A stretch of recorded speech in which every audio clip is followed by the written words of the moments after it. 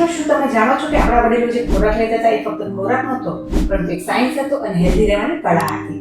એટલે જ એ લોકો લાંબા સમય સુધી નિરોગી રહેતા હતા. તો આજે હું એવા 5 ખોરાક વિશે જણાવીશ જેનાથી આપણા વડીલોના શરીર વખત જેવા રહેતા હતા. આમાં પહેલા નંબરે આવે છે બાજરો. બાજરો એ આપણા વડીલોનું સુપરફૂડ હતું. બાજરામાં આયર્ન, ફાઈબર અને પોષક તત્વોથી ભરપૂર હોય છે. આ બાજરાનો રોટલો ખાઈને આપણા વડીલો આખો દિવસ કામ કરી શકતા હતા. બીજા નંબરે આવે છે ગાયનું ઘી. ગાયનું ઘી આપણી પાચન શક્તિ સુધારે છે, આપણી ઉંમરને આગળ વધતી અટકાવે છે અને શરીરની શક્તિ આપવાનું કામ કરે છે.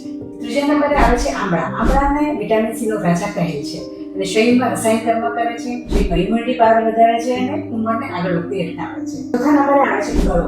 ગળોને આયુર્વેદમાં અમૃતા કહે છે અને આ અમૃતા આપણો ઇમ્યુનિટી પાવર વધારે છે. શરીરમાં જો તાવ રહેતો હોય ઝીરો તો એને પણ દૂર કરે છે.